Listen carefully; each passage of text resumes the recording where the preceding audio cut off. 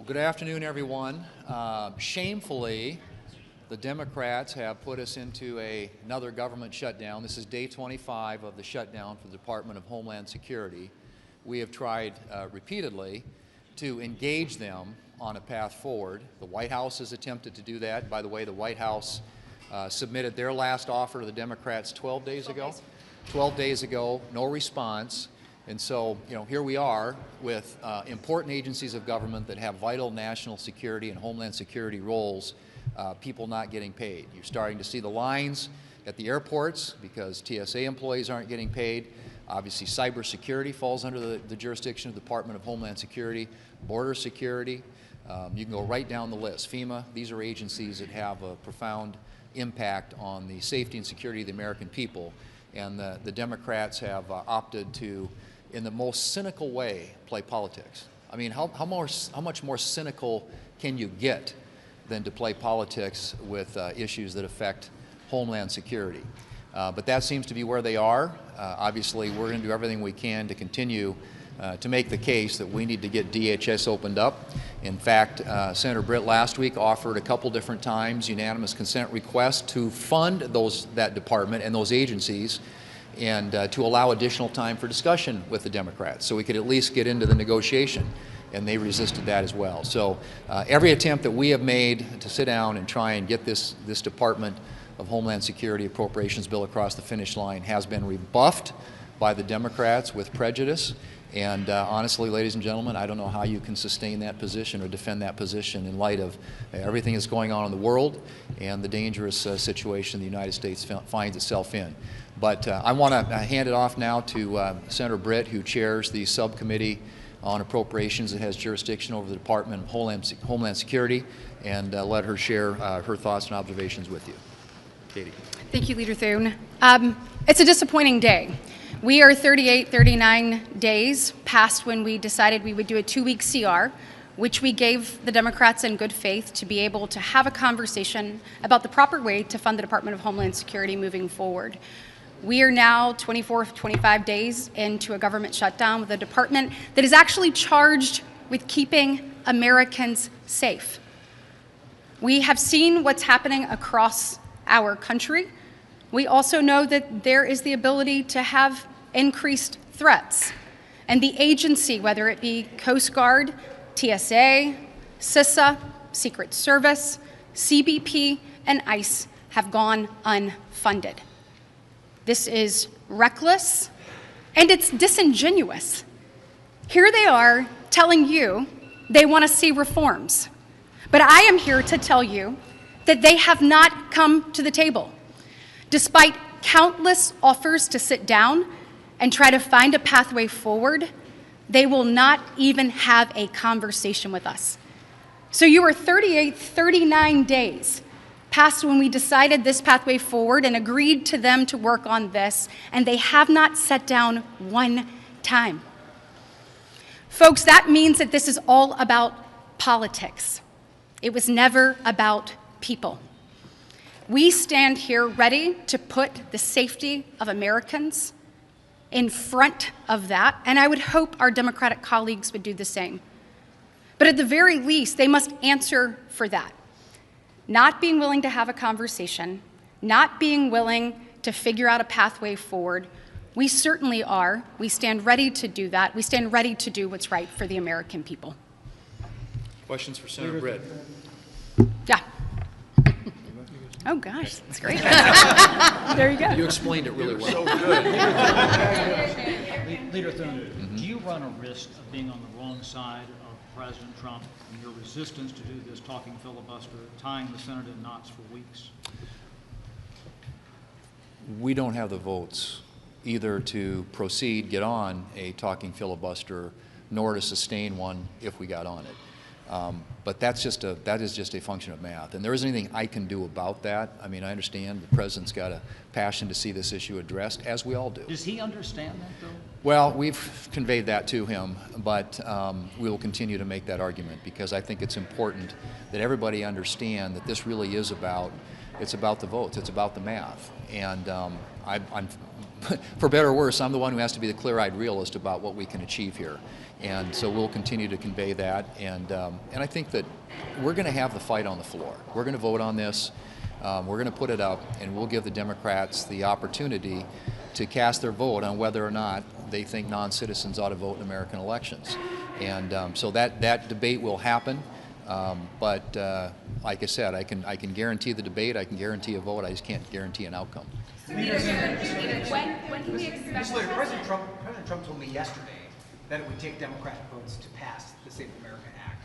Do you think the MAGA base has an unrealistic expectation of passing that legislation without Democrat support? I think there are a lot of optimistic views about what Democrats may or may not do. We all know, because we deal with them every day, that the Democrats are not all of a sudden going to decide that this is something they want to be for. So yeah, again, I mean, I think you have a lot of optimists out there, and I appreciate that, and a lot of passion and energy behind getting an outcome here.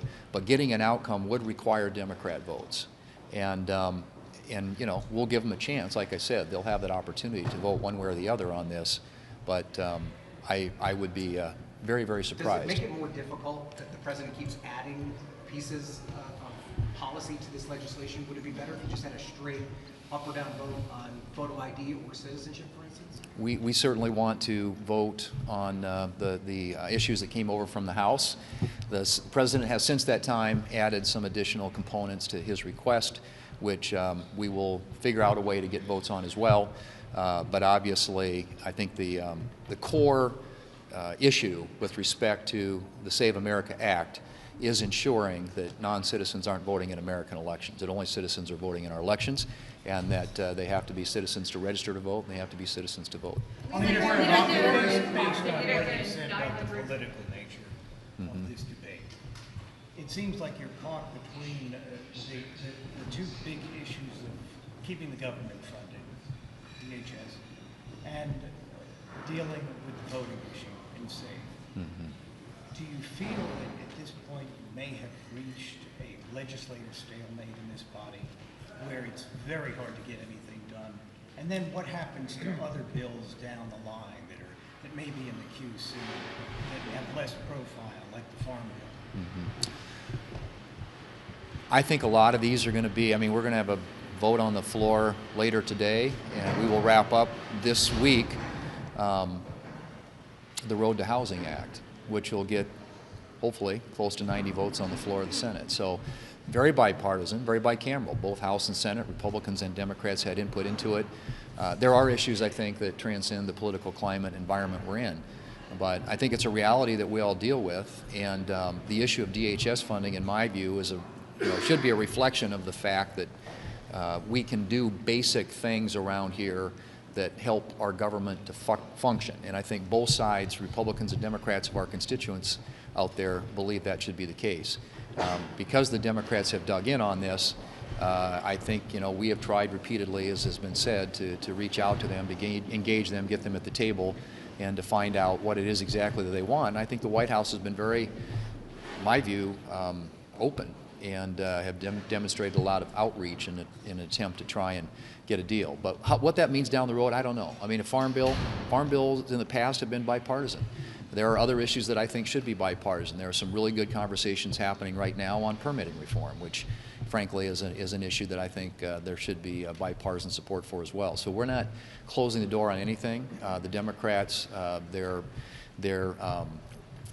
obstinance on the issue of funding the government, like I said, it's hard for me to understand or explain because we've got a very willing team here that's ready to sit down and negotiate with them. And as of right now, at least, they're just completely blocking it. And at some point, you're going to pay a price for that. On the war in London, President Trump $900 million a day by one estimate. What do you say to Americans who feel that that money could be better spent on other priorities? And do you have any update on the size of potential supplemental appropriations request from the White House? The question was on the amount being spent on the military. Okay. Well, $900 million in a day is a significant number, but fortunately, a lot of us in anticipation of the need to upgrade our national security capabilities last summer as part of the Working Families Tax Cuts Act put significant increase in funding for defense. And so I think we are well positioned. If you listen to our military leadership, we get an opportunity on a regular basis to get briefed by General Kane and others. And I think we are in a good place in achieving an objective that frankly is long overdue. I mean, I think this is something that is generational in terms of its impact, and not only for that region, but for the entire world, because they continued, Iran, to be the largest state sponsor of terrorism in the world. They are on their way to a nuclear capability, and they're holding that entire region hostage, and American interests as well. So I think this was an important mission to accomplish, and hopefully it'll be accomplished soon. Thank you all. Senator Britt, what's your concern about a terrorism strike, Senator Britt, with this unfunding? Senator Britt? No, Frank choice.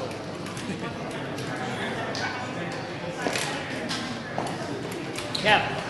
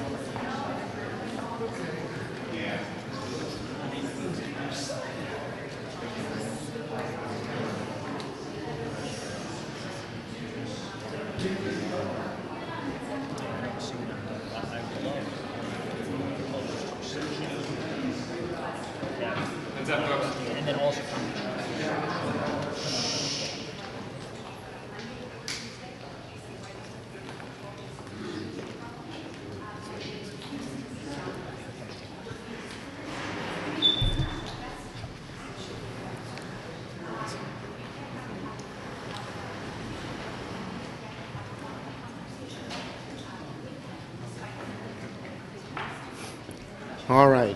Where is Mr. Bryan? Here he is.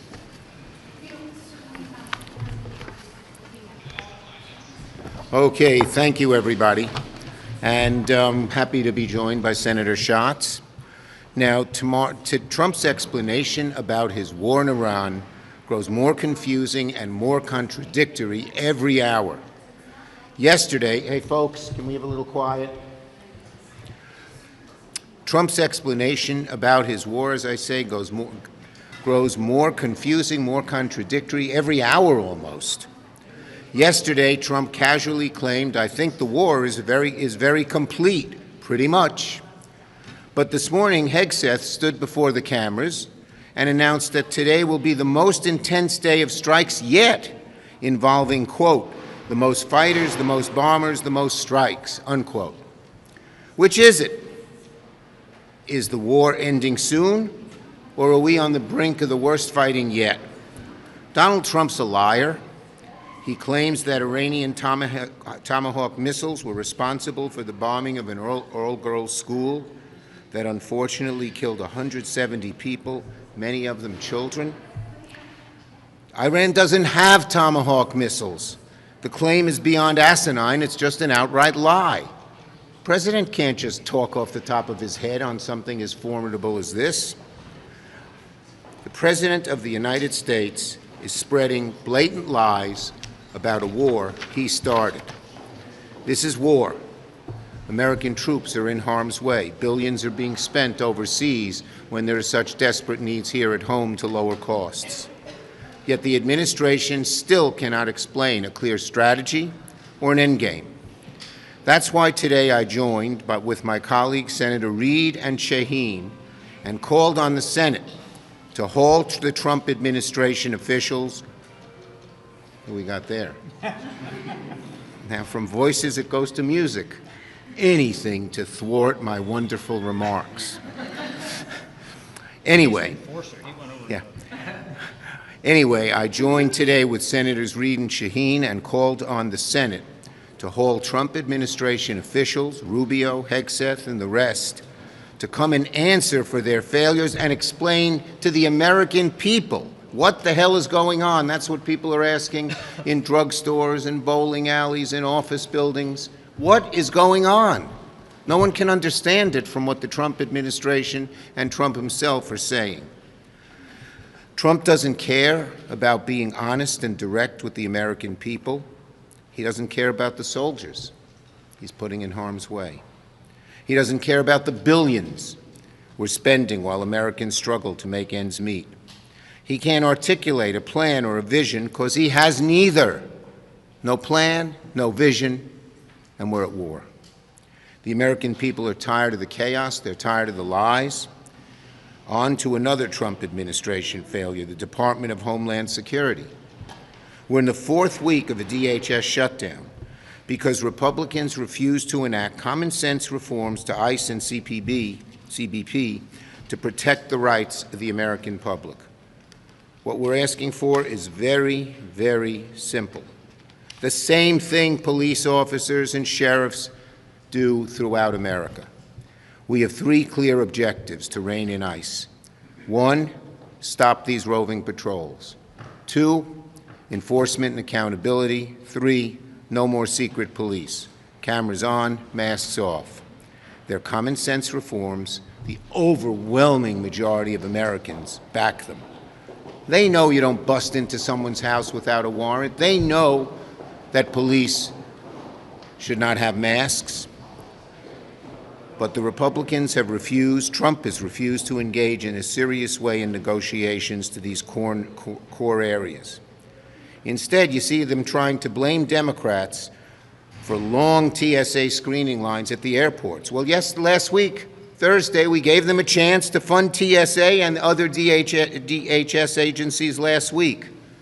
And last week, Senate Republicans, led by Senator Britt, blocked Senator Murray's attempt to pass the bill through UC, through unanimous consent. It funded the Cybersecurity and Infrastructure Agency, CISA. It funded TSA. It funded FEMA and other important DSA functions. Republicans refuse to fund TSA, FEMA, and CISA. And why? To protect ICE, not to protect Americans. It's wrong. Republicans need to get serious. And now, Senator Schatz.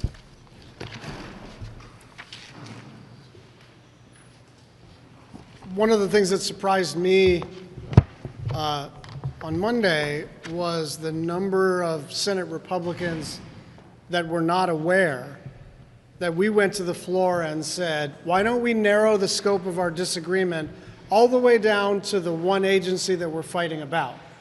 What is the reason for holding TSA hostage? What is the reason for defunding the Coast Guard? What is the reason for defunding FEMA or CISA? And so we went to the floor and said, we are in a deep disagreement, but an ongoing negotiation about ICE and CBP. And so let's narrow it to just that and fund the rest of the government. And it was blocked by Senate Republicans. And so if they would like to open any of these agencies, they should walk onto the floor and offer unanimous consent to open the Coast Guard, to open TSA, to fund FEMA, to fund CISA, and I guarantee you there will not be a Democratic objector. It is the Republicans that are blocking the reopening of these critical agencies. It is true that we are still far apart on the question of ICE. It is also true that there is no reason at all to hold TSA or the Coast Guard or FEMA hostage while our negotiations continue. Thank you. Oh, golly. The lady in the yellow dress. You've called for public hearings on the Iran war. Are there any negotiations with chairs of the committees to get public hearings on any of these issues? And what are you prepared to do? Our chairs have asked for these hearings, but it's not just our chairs. It's not just Shaheen and Reid and Schumer. The American people want it. You're going to war and you can't even tell the American people what you're doing. You can't face questions, serious questions, that make you, that force you to think this through, which they obviously aren't doing. So of course we should have them. Of course. Yes.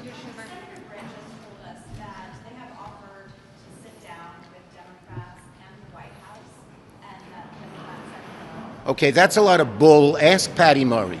It's a lot of bull. And second, we are constantly in communication with the White House. It's not that there's a lack of means of communication. We're sending things back and forth. It's a substantive problem. The White House will not budge on things that Americans want, like warrants, like demasking, plain and simple. So to put up this subterfuge, oh, it's the means of communication, bull. Ask Patty what happened. Yes. Thanks. Liam Cosger with Zero Hedge. 31 of your Democrat colleagues signed a letter regarding the Philadelphia American citizen who was murdered in the West Bank by Israelis. This is the 9th since 2022 murdered there. Why did you not sign that letter? I will have to. I haven't seen that letter. Leader Schumer. Yes. Leader Schumer was a month ago. Leader Schumer, what is your concern about a terrorism strike if DHS is not funded and the risks that poses to the United States? Look, there's plenty of money to fund CISA on its own, but very simply, if the Republicans are concerned about risk, pass, just by unanimous consent, pass what we put on the floor, which would have funded CISA. Easy, plain and simple. So don't ask us, ask them why they blocked it. Yes. Thank you, Leader Schumer. You recently responded to President Trump's Truth Social post regarding the Save America Act, saying that if he's going to not sign any bill until it's passed, because the Senate's going to be in a total gridlock. Can you just explain, isn't this sort of a stabbing back to the American people who 85% of them, 85% of voters support voter ID? Yes, but their bill isn't voter ID, number one. It is about voter registration. It makes it allows ICE to kick tens of millions of people off the rolls, and they don't tell them until Election Day, and you show up and you say, you're not registered anymore, you're not registered here, you're not on the rolls. And they say, I didn't know that. This is a bill that destroys the country, and it is not about showing ID when you show up to vote. It's about the voter registration rolls, destroying them, purging them, not letting people know, and taking the rights in a algorithm put together by ICE, put together by Doge and Musk. It's an outrage, and that's why so many people don't want to pass it. Yes, yes, yes, yes. Can you comment on the implications for women, that bill? Yes, if a woman changes her name and you want to go first, to go register again, once you're kicked off the rolls and you have no way of knowing, only 5% of people register in person, you need a passport or your original birth certificate. If you have a new name, you're a woman, you change your name, no good. It's an outrageous bill, an outrageous bill. And we're going to fight it tooth and nail. Last one. Senator Schumer, I want to ask you, you have made clear that replacing no with Mullen is just a page at the top. Are Democrats going to be united against voting for Mullen, a colleague? Look, the rot in ICE is deep. It's not one person. It goes deep within it. And what we need is not changing the personnel, but changing the law. That's what Democrats are for. So are you guys going to be all against him?